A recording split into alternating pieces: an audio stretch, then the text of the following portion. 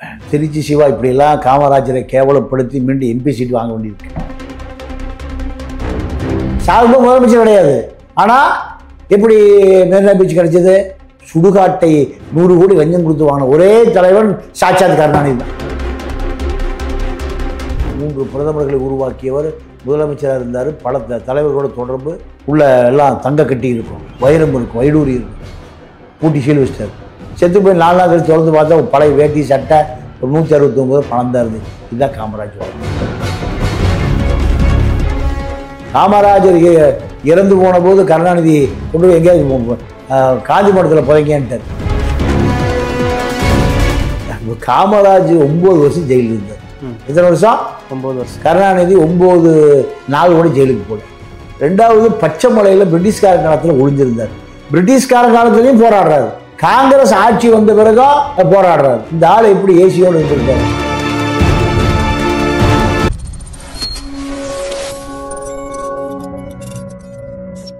Colour கண்ணாடி voice நேயர்களுக்கு வணக்கம். இன்று நம்மோடு இருப்பார் அரசியல் விமர்சகர் தமிழா பாண்டியன். வணக்கம் சார். வணக்கம்.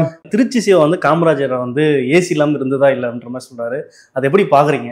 அதாவது திருச்சி சிவா இப்படியெல்லாம் காமராஜரை கேவலப்படுத்தி மீண்டும் எம்பி சீட் வாங்க வேண்டியிருக்கு.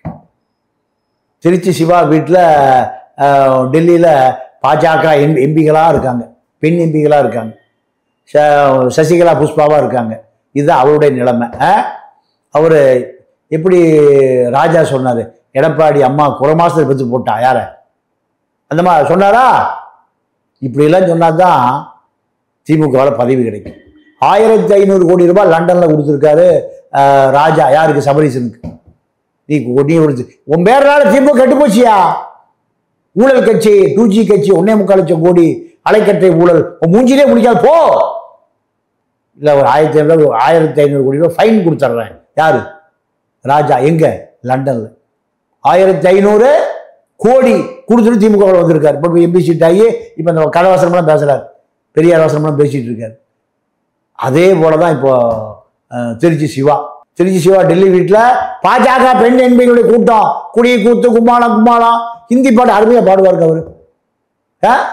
பார்லிமெண்ட்ல கூட பாடிருக்காரு. பார்லிமெண்ட் பாடு எனக்கு உலகத்துல பார்ப்பீங்க. வீட்டில் பாடுங்க உங்களுக்கு தெரியுமா? ஹிந்தி பாட்டு பாடி ஹிந்தி பெண் எம்பிகளோட உற்சாகமா இருந்திருக்காரு. இவர் தான் திராவிட மாடல் எம்பி. காமராஜ எவ்வளவு கேவலப்படுத்துறோமோ இதை விட உலகத்தை எவ்வளவு கேவலப்படுத்த முடியாது. யார? காமராஜர். மலையேறி மகன், கருவாட்டுக்காரி மகன், எருமத்தோளுக்காரி மகன், இப்படியெல்லாம் காமராஜை அசிங்கப்படுத்தியவர் தான் கருணாநிதி. ஏன் இப்ப காமராஜர் எடுத்து பேசுறதுக்கான காரணம் என்ன? காமராஜரும் ஸ்டாலினும் ஆட்சி ஒரே மாதிரி இருக்கு. அதை சொன்னாதான் மீண்டும் யாருக்கு எம்பி சீட் கிடைக்கும்? திருச்சி சிவாவுக்கு. காமராஜர் இறந்து போன போது கருணாநிதி கொண்டு போய் எங்கேயாவது காந்தி மண்டபத்தில் புதைங்கன்ட்டார். எங்களுக்கு முதலமைச்சராக இருந்தாலும் அவர் காந்தி மண்டபம் தான் கதை, போய் அங்கே புதைன்ட்டார். கருணாநிதியும் முதலமைச்சராக இருந்து சாகல. சாகும்போது முதலமைச்சர் கிடையாது. ஆனால் எப்படி மெரினா பீச் கிடைச்சது? சுடுகாட்டை 100 கோடி லஞ்சம் கொடுத்து வாங்கின ஒரே தலைவன் சாட்சாத் கருணாநிதி தான். குழுவாடி ரமேஷ் என்ன ஆனாரு? சீனா பக்கம் தூக்கி அடிச்சாங்க பிஜேபிக்கார. எதுக்கு சீனா பக்கம் போனாரு? மிசோராமுக்கு எதுக்கு ஜட்ஜா போனாரு? இந்த 100 கோடி அது இப்படி இருக்கு. அது மாதிரி அதே போல ஒன்றிய பெருந்தலைவர்னு 300 ஓட்டு வாங்கிட்டு கலாச்சாரம் காட்சி வித்துட்டு இருப்பான். யார்? பஞ்சாயத்து பிரசிடென்ட். அவனா ஒன்றிய பெருந்தலைவர்னு பேர் வச்சார். யாரு? பெருந்தலைவர்ங்கிற பேர் யாருக்கு சொந்தமானது? காமராஜருக்கு சொந்தமானது. 3 பிரதமர்களை உருவாக்கி 3 முதலமைச்சரை உருவாக்கினார். ஓமந்தூர் ராமசாமி செட்டி ரெட்டியார், குமார ராமசாமி ராஜா, பக்தவச்சன், இப்படி பல பேர் உருவாக்கணும். ஆனால் காமராஜர் ஏசி யூஸ் பண்ணதா ஆதரங்களும் சொல்ற மாதிரி சொல்றாங்களே. ஏங்க, காமராஜ் 9 வருஷம் ஜெயிலில் இருந்தார். எத்தனை வருஷம்? 9 வருஷம். கருணாநிதி 9 நாள் கூட ஜெயிலுக்கு போல. 2வது பச்சை மலையில் பிரிட்டிஷ்கார காலத்தில் ஒளிஞ்சிருந்தார். பிரிட்டிஷ்கார காலத்திலையும் போராடுறாரு சுதந்திரத்துக்காக.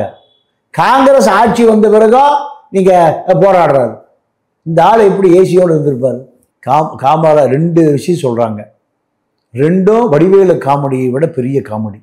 என்ன சொல்றாருன்னா, ஏசி இல்லாமல் காமராஜ் இல்லை, தமிழ்நாட்டில் இருக்கிற எல்லா கெஸ்ட் ஹவுஸ்லேயும் பிடபிள்யூ பயணியர் விடுதலையும் ஏசி போட்டாருன்னு சொல்றாரு. கருணாநிதி தான் போட்டான்னு சொல்கிறாரு. ரெண்டாவது திருப்பதிக்கு போகணுன்னு விரும்பினாரு காமராஜ்.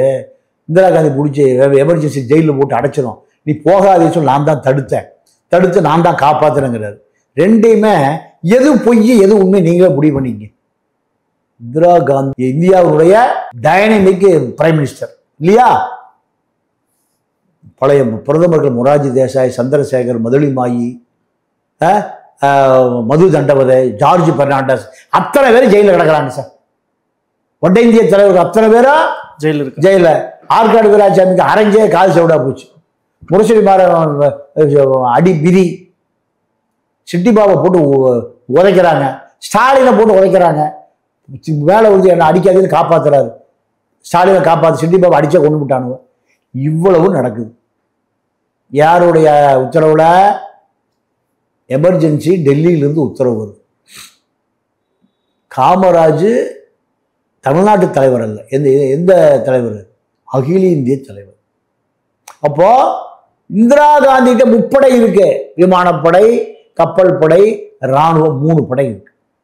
3 படை வைத்திருக்கக்கூடிய இந்திரா காந்தியை விட அதிகாரம் பெற்றவரா கருணாநிதி? இந்திரா காந்தி ஒருத்தர் பிடிச்சி உள்ள ஓடணும்னா கருணாநிதியை காப்பாற்ற முடியுமா? ஏன் கருணாநிதி மது தண்டவதை, இப்போ ஜார்ஜ் பெர்னாண்டஸ், மதுளிமாயை காப்பாற்றிருக்கலாமா? ஒரு மாநில முதல்வருக்கு என்ன ஏட்டையாக தான் இருப்பார், எஸ்ஐ இருப்பார். ஆனால் மோடி என்ன பண்றாரு? பாக்கிய செலவை கூட்டு போட்டு வராரா? அப்போ இந்திரா காந்தி பதவி பெருசா, கருணாநிதி பதவி பெருசா? இந்திரா காந்தி காமராஜை ஜெயிலில் போட்டு நினைச்சிருந்தா கருணாநிதி காப்பாற்றிருக்க முடியுமா? அப்போ இது காமெடியா இல்லையா? வடிவேலு காமெடி தானே இது. நீ தமிழ்நாட்டில் முட்டாளா இருக்கான் திருச்சி சிவா சொல்வதை கேட்பதற்கு. அப்பா இது பொய். இதே போல அந்த ஏசி கதை. காமராஜ் வந்து மிக மிக எளிமையாக வாழ்ந்தவர். ஒரே உதாரணம், காமராஜ் செத்து போயிட்டார். கருணாநிதி கந்தமுச்சி கவட்டக்குள்ளேன்னு வீட்டை ரூமை பூட்டி சீல் வச்சிட்டார். ஏன் சீல் வச்சாரு? 3 பிரதமர்களை உருவாக்கியவர், முதலமைச்சராக இருந்தார். பல தலைவர்களோட தொடர்பு உள்ள எல்லாம் தங்க கட்டி இருக்கும், வைரம் இருக்கும், வைடூரி இருக்கும். பூட்டி சீல் வச்சிட்டார். செத்து போய் 4 நாள் கழிச்சு திறந்து பார்த்தா பழைய வேட்டி சட்டை, ஒரு 169 பணம் தான் இருந்து. இதுதான் காமராஜ் வாழ்க்கை. ஏசி போட்டு கொடுத்தாரு, டீ வாங்கி கொடுத்தாரு, சக்கரை வாங்கி போட்டு கொடுத்தாரு. இதெல்லாமே ஒரு காரணம். இப்போ பார்த்தீங்கன்னா எடப்பாடி வந்து சுற்றுப்பயணம் போகிறது தான் பேசு பொருளாக இருக்குது. அதே மாதிரி கோயில் சொத்தை வந்து சூறையாடுறாங்கன்ற மாதிரிலாம் சொல்கிறாரு. இப்படி திமுக மேலே கடுமையான விமர்சனம் வைக்கிறார். நீங்கள் எப்படி பார்க்குறீங்க? இப்போ எடப்பாடியை பொறுத்த வரைக்கும் வருகிற தேர்தலில் 2026 தேர்தலில் அவருக்கு வாழ்வா சாவா போராட்டம். சுற்றி பகைவர்கள், ஒரு எதிரி 2 எதிரி இல்லை, அத்தனை பேரும். ஒரு கவிஞன் சொன்னானா, கடவுளே எதிரிகளை நான் பார்த்துக் கொள்கிறேன், நண்பர்களிடமிருந்து என்னை காப்பாத்து. நண்பர்களிடம் காப்பாத்து. எதிரி எனக்கு அடையாளம் தர்றான், ஈட்டி அருவா குத்திட்டுலாம் வச்சிருக்கான், நான் உஷாராயிருவேன். நண்பன் பூரா என்ன வச்சிருக்கான்? ஸ்லோ பாய்சன் வச்சிருக்கான். அதே கதை தான் இப்போ எடப்பாடிக்கு. ஒரு புறம் நீங்க வேலுமணி இருந்தால் தப்பிக்கணும். பாஜகவோட முகமாக மாறிட்டாருன்றாங்களே. இல்லைங்க, அதாவது அவர் மீது போடுகிற பழி, பாஜக உதவியோடு தான் அவர் முதலமைச்சர் ஆகும். 26 தேர்தலில் பாஜகவோடு சேர்ந்து தான் முதலமைச்சர். எப்படி முதலமைச்சர் ஆகும்னா, விஜய் இவர் கூப்பிடுறாரு கூட்டணிக்கு, வரமாட்டேங்கிறாரு. ஆனால் அமித்ஷா கூப்பிட்டா வந்தே ஆகணும். ஏன்? விஜயுடைய இப்போ ஃபைலு அமித்ஷாட்டு இருக்கு. விஜய் படம் பூரா வெளிநாட்டு உரிமை பூரா எங்கே போயிடுச்சு? லண்டன் கொண்டாடிட்டு போயிடுச்சு, சங்கீதாட்ட போயிடுச்சு. சங்கீதாவோட அப்பா சொர்ணலிங்கத்துட்டு போயிடுச்சு. எங்கே இருக்கு? அதெல்லாம் டாலராக இருக்கு, பவுன்ஸாக இருக்கு, யூரோவாக இருக்கு. இந்த கோப்பெல்லாம் யாருட்டு இருக்கு? அமித்ஷாட்டு இருக்கு. விஜயினுடைய அத்தனை படங்களுடைய வெளிநாட்டு உரிமைகள் பூரா வெளிநாட்டுக்கு போயிருச்சு, உள்ள வரல. வித்து பணம் வரணும்ல, பணம் பூரா எங்கே போயிருச்சு? இந்திய கரன்சியாக மாறல, எல்லாம் எப்படியா மாறிடுச்சு? பிரிட்டிஷ் பவுண்டா மாறிடுச்சு, பிரிட்டிஷ் சொத்துக்களாக மாறிடுச்சு, பிரிட்டிஷ் கட்டடங்களாக மாறிடுச்சு, பிரிட்டிஷே கார்களாக மாறிடுச்சு, ரேஞ்ச் ரோவரா மாறிடுச்சு. அப்போ இதெல்லாம் யாருக்கு ஃபைல் வச்சிருக்கா? அமித்ஷா வச்சிருக்கார். நீங்க நெய்வேலியில் ஷூட்டிங் நடந்ததா விஜய்? இது வருமான வரித்துறை அதிகாரிகள் இந்த பக்கம் ஒரு ஆள் அந்த நடுவில் உட்கார வச்சு விஜயோட டோப்பாவை கழிட்டாங்க தெரியுமா? அப்போ டோப்பா கொடுத்துங்கய்யா, டோப்பா எனக்கு யாருக்குமே தெரியாது. இதெல்லாம் அமித்ஷாவால் செய்ய முடியும். அமித்ஷா இதெல்லாம் யாருக்காக செய்கிறாரு? எடப்பாடி முதலமைச்சர் ஆக்குவதற்காக செய்கிறாரு. ஏன் எடப்பாடி முதலமைச்சர் ஆக்கணும் அமித்ஷா விரும்புகிறாரு? திமுக முதலமைச்சர் ஆகிவிடக்கூடாது. எடப்பாடி முதலமைச்சர் ஆகியும் கூட பரவாயில்ல, திமுக மீண்டும் முதலமைச்சர் ஆகிவிடக்கூடாது. ஏன்? தமிழ்நாட்டிலிருந்து தான் பிஜேபிக்கு எதிர்ப்பு அதிகமாக இருக்கு. பல்வேறு அரசியல் சார்ந்த தகவலை பயணிக்கிற மற்றொன்று. நன்றி, வணக்கம்.